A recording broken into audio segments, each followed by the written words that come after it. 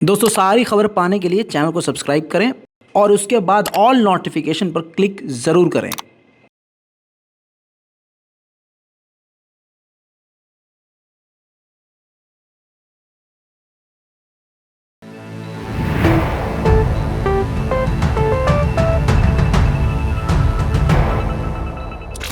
सलाम, नमस्ते, सत श्री अकाल। मैं हूं रजा और आप देख रहे हैं रजाग्राफी का वॉर अपडेट। और ये आज की दूसरी वॉर अपडेट दे रहा हूं। तबीयत खराब है फिर भी ये आज की दूसरी वॉर अपडेट। दोस्तों आपको बता दूं कि ऋषि सुनक ब्रिटेन के नए प्रधानमंत्री का पहला दौरा ही सीधा यूक्रेन के लिए है। वो यूक्रेन पहुंच गए हैं, यानी ब्रिटेन यूक्रेन में। जितना ब्रिटेन से रशिया चिढ़ रहा है उतना ब्रिटेन बढ़ चढ़कर यूक्रेन में भाग ले रहा है, इस जंग का हिस्सा बन रहा है। तस्वीरें आपकी स्क्रीन पर हैं दोस्तों। हड़कंप मच गया है यूरोपीय मीडिया में और यह बात रशिया को काफी बुरी लग सकती है। इसके अलावा भाई साहब आपकी स्क्रीन पर जरा ये देखिए कि खुद ऋषि सुनक ने ट्वीट की है वीडियो और लिखा है कि ब्रिटेन जानता है कि आज़ादी की लड़ाई कैसी होती है और कितनी अहम होती है। बहरहाल इससे रूस के समर्थक और खासकर रूस बुरी तरह से चिढ़ सकते हैं। अब ऋषि सुनक ने वही ऐलान किया जो यूरोप के बड़े बड़े देश कर रहे हैं। अब ऋषि सुनक ने भी वहां पहुंचकर ऐलान कर दिया है कि इस जंग के अंत तक ब्रिटेन यूक्रेन की मदद करता रहेगा। और इतना ही नहीं, उन्होंने कहा कि जंग के बाद आपके देश को दोबारा बनाने के लिए, आपकी कंट्री के इंफ्रास्ट्रक्चर को दोबारा बिल्ड करने के लिए ब्रिटेन आपके साथ खड़ा है। वहीं ईरान के खिलाफ भी ब्रिटेन ने बड़ा कदम उठाया और ब्रिटेन ने ईरानी ड्रोन को मार गिराने के लिए 125 एंटी ड्रोन गन और सिस्टम देने का ऐलान कर दिया है यूक्रेन को। वहीं ब्रिटेन के फॉरेन मिनिस्टर भी बहुत ज्यादा भड़क गए हैं ईरान के कुछ हथियार रूस को देने की वजह से। अब ब्रिटेन के फॉरेन मिनिस्टर ने बड़ा इल्जाम लगाते हुए कहा है कि ईरान मिडिल ईस्ट से लेकर कीव तक खून खराबा मचा रहा है। अच्छा, कल तक तो तुम कहते थे कि ईरान ताकतवर ही नहीं है, तो आज खून खराबा अकेले उसमें उतना दम है कि पूरे मिडिल ईस्ट से लेकर तुम्हारे यहाँ तक खून खराबा मचा रहा है। इसका मतलब या तो तुम पहले झूठ बोल रहे थे या अब झूठ बोल रहे हो, और अगर दोनों में से कोई एक बात भी सच्ची है तो इसका मतलब तुम झूठे हो और झूठों की बात मानना सही नहीं है। वहीं यूरोपीय यूनियन के प्रेसिडेंट ने ईरान के खिलाफ हल्ला बोला है और कह दिया, देखिए डर देखिए, खौफ देखिए ईरान का। यूरोपीय यूनियन के प्रेसिडेंट ने कहा है कि ईरान जो लगातार हथियार बना रहा है उससे हमें खतरा है। ये बहुत ही बड़ा हमारे लिए खतरा है और यूरोप के कई देश हमको बार बार वार्न कर रहे थे, लेकिन हमने ध्यान नहीं दिया, जिसका रिजल्ट ये है कि ईरान हमारे लिए खतरा बन चुका है। वाह, ईरान को कमजोर किया हुआ है, ईरान को तोड़ा हुआ है, ईरान में दंगा मचवाया हुआ है इन्हीं सुअर जात के लोगों ने। और ऊपर से ईरान को एक तरफ ताकतवर भी इतना मान रहे हैं कि पूरे यूरोप से लेकर पूरी दुनिया के लिए खतरा बन रहा है ईरान। वाह भैया, तुम्हारी पाबंदियां फिर काम क्यों नहीं आ रही हैं? लाखों पाबंदियां लगाई हैं, ईरान की करेंसी जमीन पर पड़ी हुई है। अगर 1 दर्जन सेब लेना होता है तो इतना झोला भर के नोट लेके जाना पड़ता है ईरानियों को। ऐसी हालत कर दी है ईरानियों की। इसके बावजूद ईरान अमेरिका और इजराइल के सामने झुक नहीं रहा है, तो दर्द हो रहा है तुमको, है? वहीं दोस्तों अब ब्रिटेन पर हमलावर रशिया हुआ है, जैसे को तैसा। जैसे ये सारे देश रूस को फंसा रहे हैं, वैसे रशिया ने उल्टा अब ब्रिटेन के लिए आवाज उठाई और कहा कि ब्रिटेन ने जो वॉर क्राइम अफगानिस्तान में किए हैं इसकी इन्वेस्टिगेशन ट्रांसपेरेंट लेवल पर होनी चाहिए, ट्रांसपेरेंसी के साथ होनी चाहिए। अब दोस्तों टकराव बढ़ रहा है।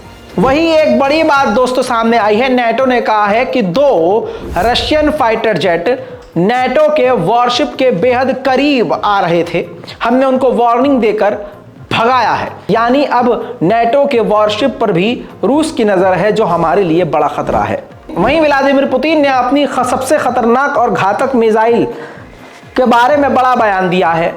यह है वो मिसाइल जिसका नाम है RS-28 सरमत हैवी ICBM मिसाइल। अब आपकी स्क्रीन पर जरा नव भारत टाइम्स की इस रिपोर्ट को देख लीजिए, क्योंकि भारतीय मीडिया में भी यह तहलका मचा रही है। लंदन को 6 मिनट में तबाह कर सकता है नया रूसी ब्रह्मास्त्र। पुतिन ने शैतान 2 टेस्ट से दुनिया में मचा दी है खलबली। दोस्तों बड़ी बात यह है, अब आपकी स्क्रीन पर उस वीडियो को दोबारा लगा रहा हूं।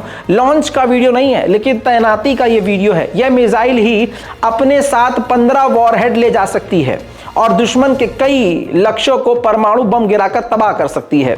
रूस 50 शैतान 2 मिसाइलों का उत्पाद कर रहा है, यानी एक मिसाइल जो पूरे लंदन को तबाह कर सकती है, ऐसी मिसाइलों का 50 मिसाइलों का निर्माण रशिया कर रहा है, जो एक ही मिसाइल 50 वॉरहेड ले जा सकती है। यानी एक मिसाइल जिसको कोई डिफेंस सिस्टम नहीं रोक सकता, वो किसी देश पर जाकर एक साथ 50 जगह परमाणु बम गिराने की ताकत रखती है, और ऐसी 50 मिसाइलें रूस बना रहा है। अब बड़ी खबर यह आ रही है कि जिन अब इलाकों में, यूक्रेनी इलाकों में रूस का कब्जा है, वहां यूक्रेन के नागरिकों के द्वारा ही उनको समझा बुझाकर अपने कंट्रोल में लेकर, उनको पुचकार कर व्लादिमीर पुतिन यूक्रेन के नागरिकों के जरिए ही पूरे यूक्रेन में विद्रोह फैला सकते हैं, यानी यूक्रेन के लोगों को यूक्रेन के खिलाफ खड़ा कर सकते हैं। वहीं रूस ने न्यू ईयर की सेलिब्रेशन पूरी तरह से कैंसिल कर दी है। रूस में न्यू ईयर, पूरी दुनिया में न्यू ईयर मनाया जाता है यार, आप जानते हैं, लेकिन रूस में इस बार न्यू ईयर का कोई भी सेलिब्रेशन प्रोग्राम नहीं होगा, क्योंकि इस वक्त जंग चल रही है। वहीं रूस और चाइना कामयाब हो गए हैं, काफी करीब आ गए हैं बातचीत करके इस मुद्दे पर कि किसी भी तरह से अब डॉलर के जरिए वो दोनों ही ट्रेड नहीं करेंगे, जो कि अमेरिका के लिए अब तक का ऐतिहासिक झटका होगा। चाइना सबसे बड़ा बिजनेस करता है, रूस दुनिया का सबसे बड़ा देश माना जाता है आज भी, और सबसे ज्यादा ट्रेड करता है, इंपोर्ट एक्सपोर्ट भी करता है। ऐसे में दो देश जब डॉलर का ही इस्तेमाल नहीं करेंगे तो यह अमेरिका के लिए तगड़ा झटका होगा। वहीं दोस्तों इजिप्ट में रूस और अमेरिका मिलने वाले हैं न्यूक्लियर आर्म कंट्रोल की डील करने के लिए, यानी न्यूक्लियर के हथियारों का इस्तेमाल ना हो, इस डील के लिए वो इजिप्ट में मीटिंग करने वाले हैं। वहीं दोस्तों रूस ने बेलारूस से भी चुपके से कदम पीछे घसीट लिए हैं। रूस के समर्थकों के लिए खबर अच्छी नहीं है, लेकिन सुन लीजिए, रूस ने बेलारूस में लगभग 100 डिफेंस सिस्टम और मिसाइलें तैनात करी थी। बिना ऐलान के शांति और चुपके से उन 100 मिसाइलों और डिफेंस सिस्टम को रशिया चुपके से वापस रूस ले गया है। यूक्रेन की ही एक जगह में दिखाया गया है कि रूसी सैनिक घरों में से फ्रिज और आम जनता का सामान लूट रहे हैं, जिससे रूसी सेना की काफी बेइज्जती भी हो रही है। Значительно ВСО зашли в населенный пункт. Вот хочу вам показать. Русская армия. Стиральные машинки. Холодильники.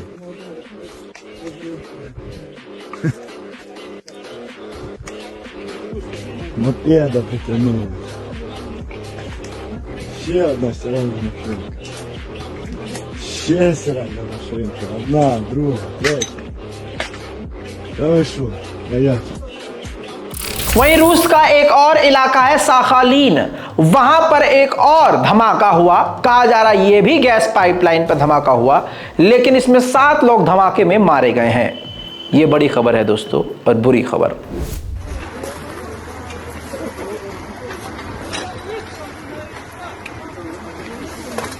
वहीं दोस्तों यूक्रेन के सैनिकों ने कामयाबी से रूस के टैंकों को आज भी तबाह किया है।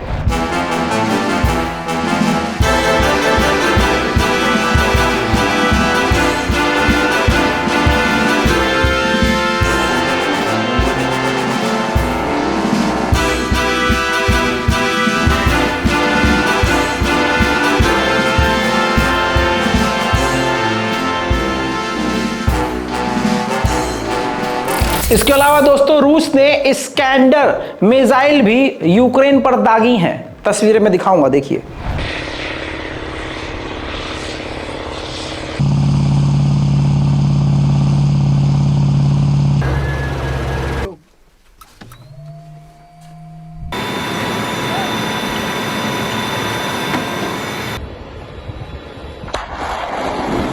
इसके बाद MLRS से भी रूस ने यूक्रेन पर हमला किया है।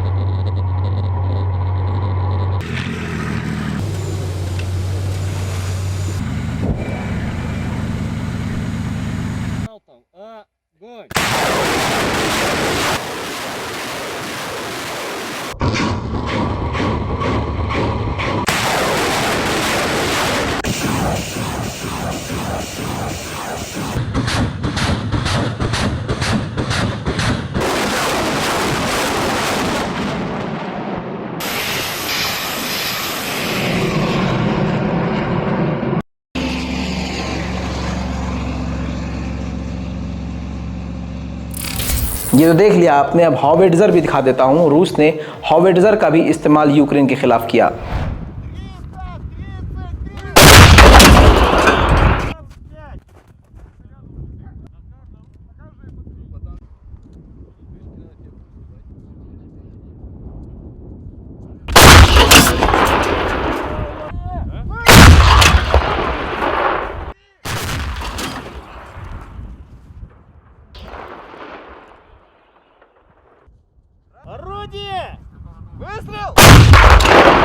लुहांस्क का एक इलाका है जो कि रूस के अंडर था। वहां पर लगभग 1,500 यूक्रेन के नागरिक थे जो कि रूस के साथ खुश रह रहे थे कि ठीक है हम रूसी हो जाएंगे, हमें कोई फर्क नहीं पड़ेगा, हमें बस यहां शांति से हमारे अपने इलाके में रहने दो। यूक्रेन ने उस इलाके में लुहांस्क के उस गांव पे इतने हमले किए कि वो खुद यूक्रेन के जो 1,500 यूक्रेनी नागरिक थे वो वहां से भाग गए। अब वहां पर तबाही का मंजर है और सिर्फ 7 यूक्रेन के नागरिक वहां मौजूद हैं। देखिए,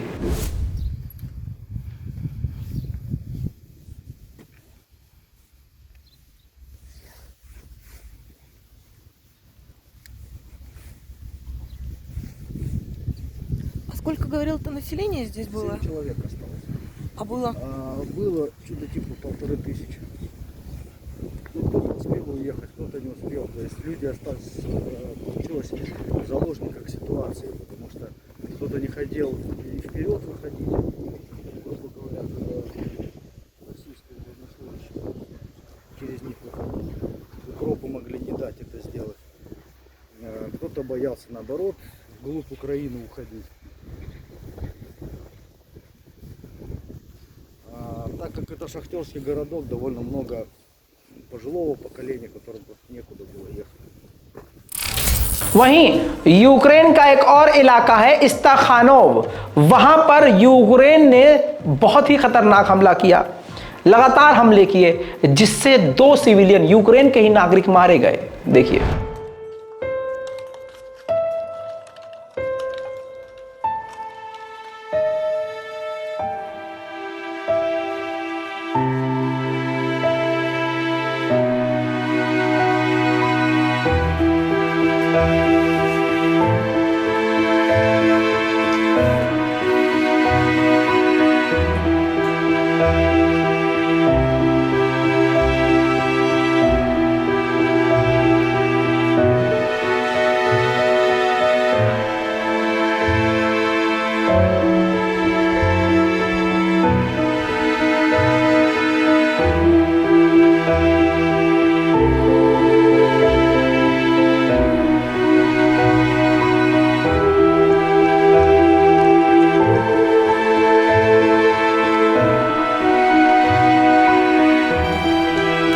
वहीं दोस्तों रूस को एक बड़ा नुकसान आज ही शाम को हुआ। रूस का एक फाइटर जेट यूक्रेन ने मार गिराया।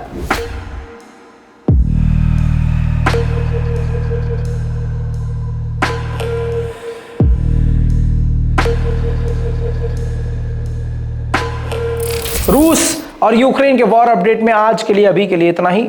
इतनी तबीयत खराब है भाई, बोला नहीं जा रहा, दोनों नाक बंद है, मुंह भी बंद है, 2-4 चीज खुले हुए हैं, उससे बोल नहीं सकते।